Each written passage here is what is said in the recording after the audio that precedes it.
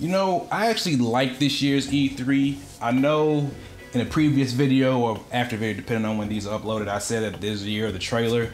We actually got some pretty good games. New Mass Effect, Last Guardian, Shenmue 3, Kingdom Hearts 3. We finally got what we wanted. But the real question is that actually what we wanted? Or do we want more? Do you want more from your gaming companies? What is going on, y'all? It's your man Mike Titan, the gaming savant, and yes, I am wearing a cat shirt. If you don't like it, please keep watching the video because we need views. And today, I'm bringing y'all some more conference recaps. Today, I'm gonna jumble together EA and Ubisoft because their conferences didn't really have nothing much new in my taste. They kind of just rehash the same games that come over every year and stuff games that we already know about. So I kind of put them both together so I wouldn't have to do two separate videos because that would be kind of redundant. And yeah, that's the power of being the video editor. But first, we're gonna start off with Electronic Arts, and they showed the game that me personally, and I'm probably sure a lot of other fans, were waiting for. Mass Effect 4.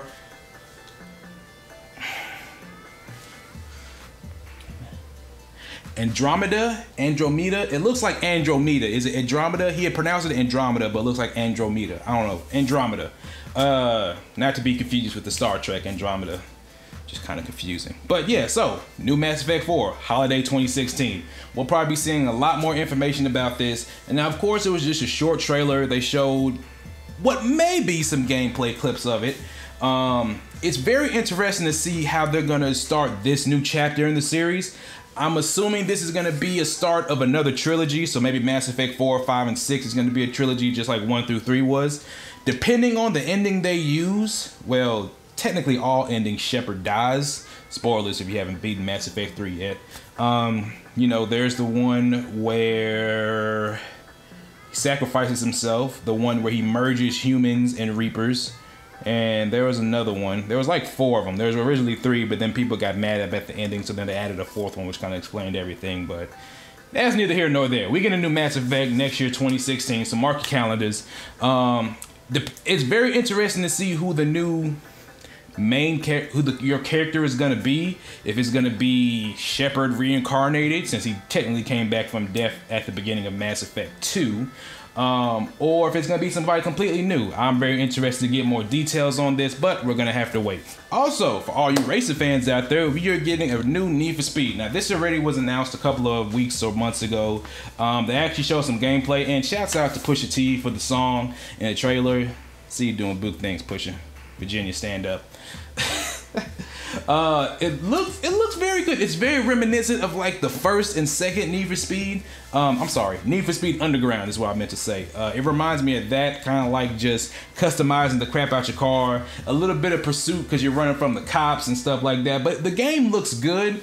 The only minor thing I would say is whenever you're drifting around corners, the camera kind of goes like by your left rear wheel, kind of down, and it's a little awkward because you can't really see the road in front of you. Kind of the camera just pans to where it's just like your car, and then like 1/4 of the screen is a road, so it's kind of hard to see where you're going. Maybe that's just more for aesthetic appeal while driving, but I don't know. Maybe it may be something better than that.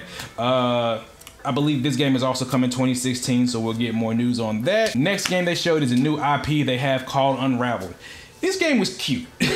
I'm not gonna lie, I kind of like this game. It was cute. You had this little yarn thing, and the developer came out and he showed how he made it like from wire and yarn, and he showed pictures of it around places, taking pictures. It looked pretty cool. It kind of reminds me of like Little Big Planet in a sense, not necessarily that you can create stuff, but just like the character. Kind of reminds me of like Sackboy and Meat Boy mixed together. If you don't know who Meat Boy is, just go look up the game. It's a very cool indie game called Meat Boy. Yeah, I like the game.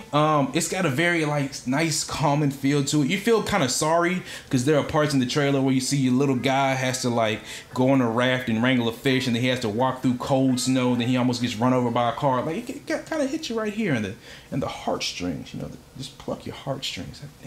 Damn you, game development. I need to clean it. And then for this next part of games, I'm just gonna bring out my phone for notes again. Sports, NHL Live 16. Hopefully it has all the features. NBA Live 16. Hopefully the gameplay doesn't suck. Madden 16 looks exactly like Madden 15, and it tells you when you need to do user catches. FIFA 16. They had Pele come out and talk for 10 minutes.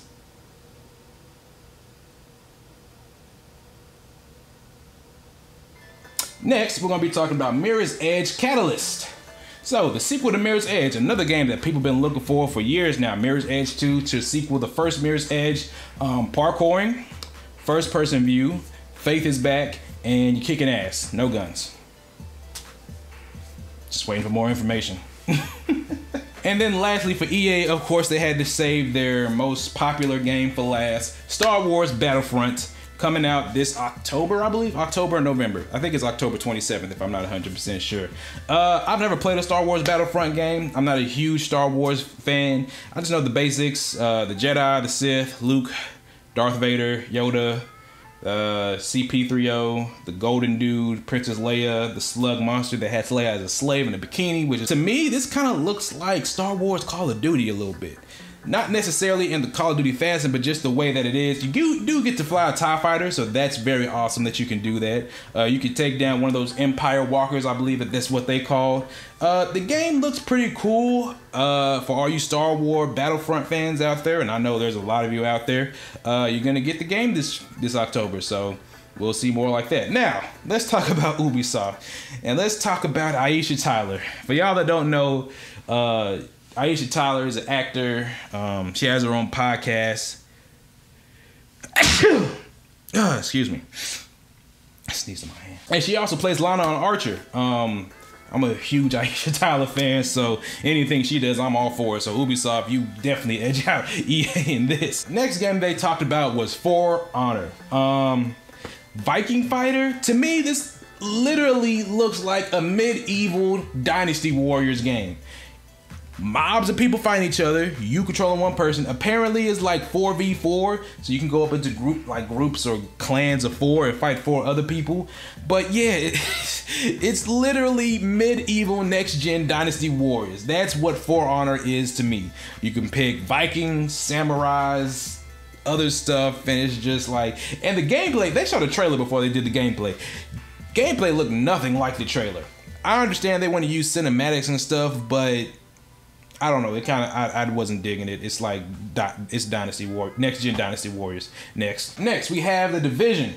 Now, I'll talk a little about The Division in my Microsoft one. They showed the Dark Zone, pretty much where you go once you get to a certain level and there's no outside communication. So other NPCs or players that you run into here will either be for or against you. And then they showed them the demo. Like, the game looks good. I really do like The Division. I'm really hoping that The Division will be a good game. Now, like I said in my last Microsoft video, will the online work? Will there be bugs and glitches that prevent you from playing the game like in Assassin's Creed? Will there be any day one patches that you have to download? It's a whole bunch of questions. I'm still leery on you, Ubisoft. Now, I do like The Division. I believe that's coming out March 8th or March 6th of next year. So very interesting to see how that's gonna plan out. But like I said, I got faith in the game, not the company, but in the game. So hopefully they'll get it right. Also, one last thing before I go on to the next thing. So they had like people talking in the gameplay demo, like they were like playing together. It was so awkward. It was so awkward because you would not, like, if you and your friends were playing a game, you would not be saying the stuff that they say. Like, I know me and my friends wouldn't be saying, they were saying like, sweet, let's go get some loot, sweet. Like, no, we would be saying, man, let's go in here and F these dudes up and blah. No, it's like, I don't know. That really was just really awkward to me. Like the way she was talking to her teammates and stuff, and I don't know. It seemed like written and forced. In all honesty, it just seemed like written and forced. But next thing, and quite possibly could be the second worst thing to ever happen at E3. Just Dance 16. Jason Derulo, no, just no. He came out and performed. It was awkward as hell. I just skipped through it. I feel sorry for everybody in there that had to watch that. E3 is not the place for music performances. Usher tried this stuff. I believe Usher tried this at Ubisoft last year for Just Dance. No, obviously Ubisoft didn't learn their lesson with Usher, so they had to bring out another artist, and it was just awkward. And yeah, now Rainbow Six Siege. which quite possibly was also the next worst thing that happened at this E3. Angela Bassett. Okay, cool. You got her to play a role in Rainbow Six Siege. Cool. Bring her out on stage. Now, I'm not saying this to be judgmental. I'm probably sure Angela Bassett knows as much about video games as I know about the sizes of underwear and Victoria's Secrets. Nothing. Although I do like to look at those, but that's neither here nor there. See what I did? Yeah. But yeah, so bringing Angela Bassett out and having Aisha Tyler interview her, it was just so damn awkward. I just skipped through it. It's cool. Like, all right, it's cool that they did that. I understand, but you honestly can't tell me that Angela Bassett, who's probably around 50, mid to late 40s, is an avid gamer. I'm sorry. I don't know. That's judgmental, but still, that was awkward as hell, and that was quite possibly the worst moment of E3 this year, next to Nintendo's Treehouse thing. But like I said, I'm still not doing a video on that.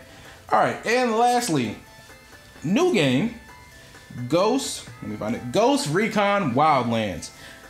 Interesting concept, lots of guns, lots of different locations, squad-based gameplay is back. New Ghost Recon, this must be the year of rejuvenated shooters. You get a new Rainbow Six, new Ghost Recon. What we're gonna get next? We're gonna get a new SOCOM. Is SOCOM coming back? It would be tight if SOCOM did kind of come back, but so yeah. So that was the EA and Ubisoft recap. What did you guys think about their conferences? Did you like them opposed to the other ones?